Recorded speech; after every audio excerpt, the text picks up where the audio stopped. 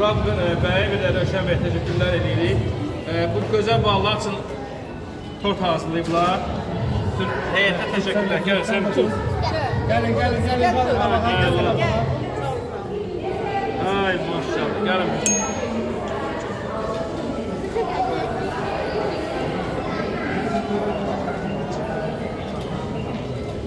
Gəl, qaşıqları tutun.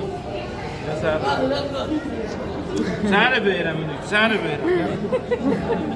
Əsəbləşmə, gəl. Gəl, sən əsəbləşmə, gəl bura. Mən nə oldu? Ay, nə salatın? Gəlin. Hoşuna geldi yine istiyor. Yine istiyor.